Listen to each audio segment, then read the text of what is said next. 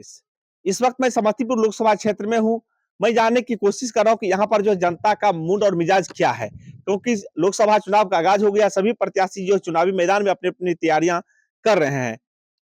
सबसे पहले हमारे चैनल में आपका स्वागत है।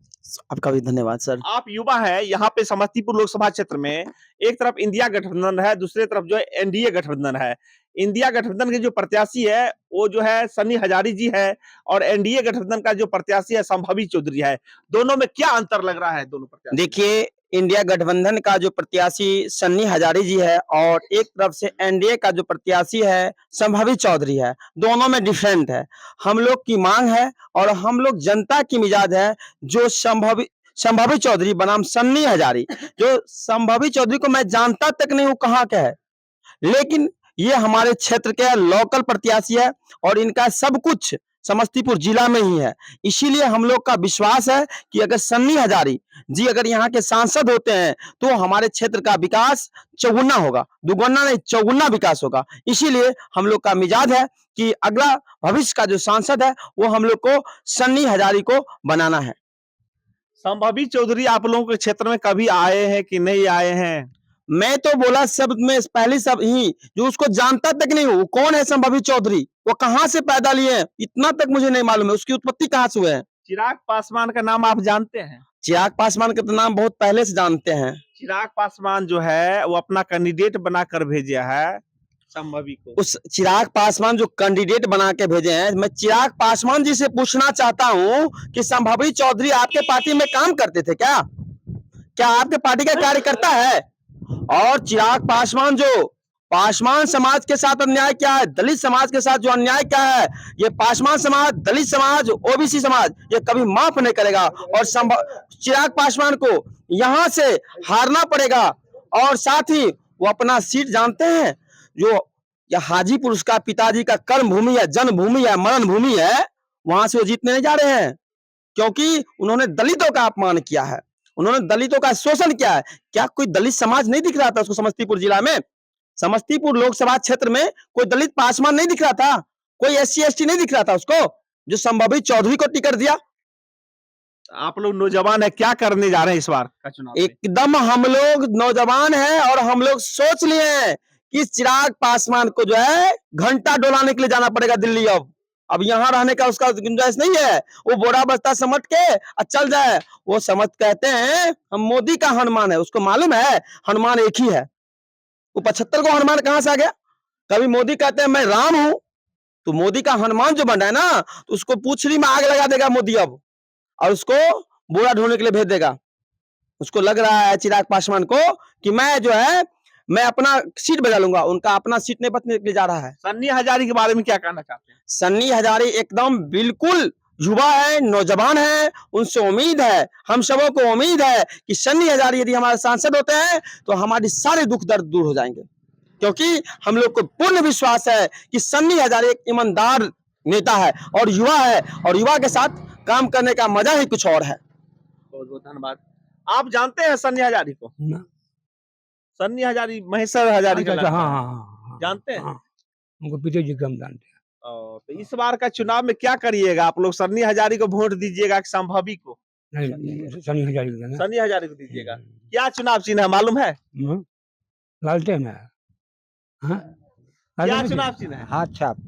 क्या चुनाव चिन्ह है? हाथ छाप। हाँ, हाथ छाप है।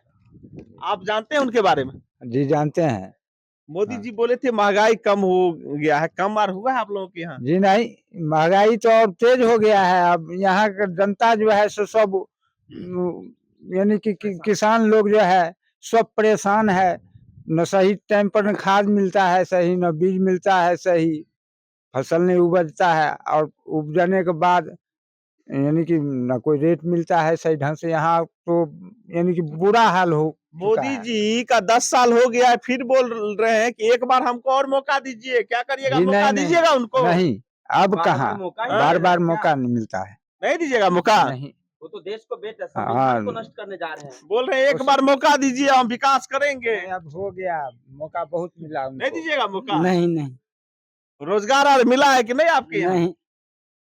वो बोल रहे थे कि मैं जीतूंगा तो 2 करोड़ युवाओं को हर साल नौकरी दूंगा। मिला नौकरी आप लोग? जी नहीं, एक भी युवा को इधर से नौकरी नहीं मिला है। हम लोगों को तो यहाँ युवा तरस रहा है। यूपी में वैसे धड़ल्ले देखिए जो वहाँ का युवा नौकरी करने के लिए यहाँ आ चुका है समस्तीपुर। कौन दे दिया यूपी के युवाओं को नौकरी, यहाँ पर कैसे मिल गया? आदरणीय तेजस्वी प्रसाद यादव जी, हाँ। उन्हीं का दिन है। हाँ। एनडीए गठबंधन का जो एनडीए का सरकार जो था 17 साल से, पलटू चाचा का और ये क्या कहता है फेंकू चाचा का, ये फेंकता है लंबा लंबा जुमलेबाज सरकार जो मोदी कहते हैं। मोदी नहीं है वो, भोगी है, वो सब चीज भोग लेगा। वो जो है ना, वो जो 17 साल उनका सरकार रहा ना, वो देश राज्य सबको बर्बाद कर दिया। मोदी जी महिला शक्तिकरण की बात कर रहे हैं, देश में महिला शक्तिकरण की बात क्या करें? कहाँ महिला सुरक्षित है? मणिपुर की घटना में कभी बोले मोदी जी? कभी अमित शाह बोले मणिपुर में जो महिलाएं के साथ जो दुर्व्यवहार हुआ उस पर कभी बोले? कभी नहीं बोले।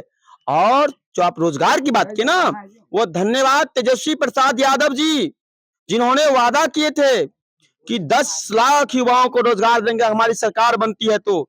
और मोदी और तेजस्वी जी उप मुख्यमंत्री रहते हुए 5 लाख युवाओं को रोजगार दिए। ये तेजस्वी यादव का देन है। जो यूपी का बच्चा बिहार में आके जॉब कर रहे हैं, तो तेजस्वी से बढ़ के कौन नेता है?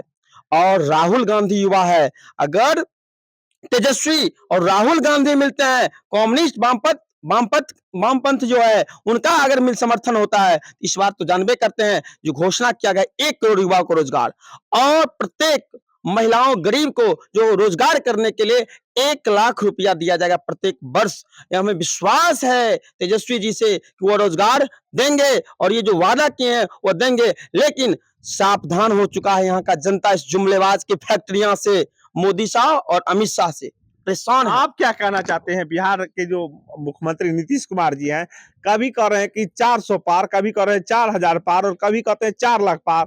मतलब बोलते बोलते कुछ भी बोल देते हैं मुख्यमंत्री जी। जी, उनका अब जो है दिमाग काम नहीं कर रहा है, नर्वस हो गए हैं, क्योंकि स्थिति को जान रहे हैं कि मेरे साथ क्या होने वाला है। वो तो रहेंगे नहीं, उनका पार्टी भी नहीं रहने वाला, ये तय हो गया है। इस बार का चुनाव जो है, एक तरफ इंडिया गठबंधन है, दूसरी तरफ एनडीए है, दोनों में क्या लग रहा है? 10 साल जो अभी एनडीए जो है वर्तमान में सत्ता पे काबिज है, 10 साल में कोई देश के अंदर परिवर्तन हुआ है? कोई फैक्टरी लगा है? देखिए 10 साल में सिर्फ एक ही हुआ है कि भाईचारा का लोप हुआ है। धर्म के नाम पे भाई-भाई में लड़वा दिया।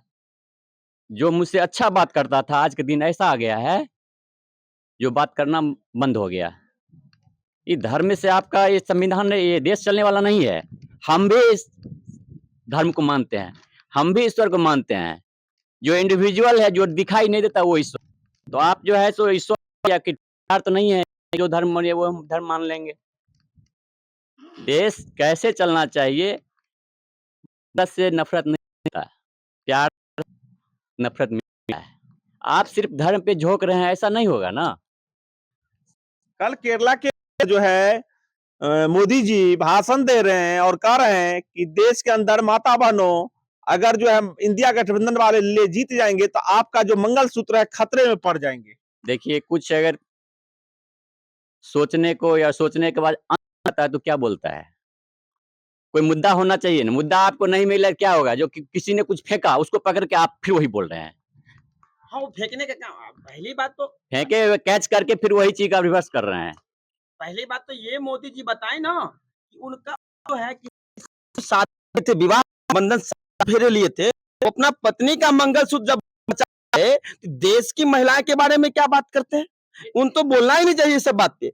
ये तो नफरत की राजनीति कर रहे हैं। इनकी अपनी पत्नी अपने पास नहीं है, उनको ये उनका मंगलसूत्र का अपमान किए, तो और जब अपने घर का नहीं हो सकता है, क्या बाहर में क्या कर सकते हैं? ये उससे उम्मीद रखा जाएगा? जनता मूर्ख नहीं है, जनता समझ रही है। जब मोदी अपने पत्नी है तो महिला का क्या बात करते हैं? मणिपुर की महिला पर क्यों नहीं बोलते हैं?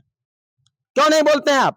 क्योंकि आप बाज की है और ये है कि इसका भी है, इसीलिए बोलता है तो मोदी जी अपना बपोट में ना ये टिपेंगे बटम, टिपेगा लालटेन आ जाएगा कमल, नहीं समझ बात है, टिपेंगे हाथ आ जाएंगे कमल पे। तो इनको ये सिस्टम तंत्र मंत्र मालूम है, इसीलिए कहता 400 पार 400 पार। ये हुआ है, ये जो है ना। कभी नीतीश कुमार के बयान सुने हैं आप लोग भी गोदी मीडिया की तरह बात करते हैं, कभी सुने हैं नीतीश कुमार का बयान? बोलिए ना, क्या बोले हैं?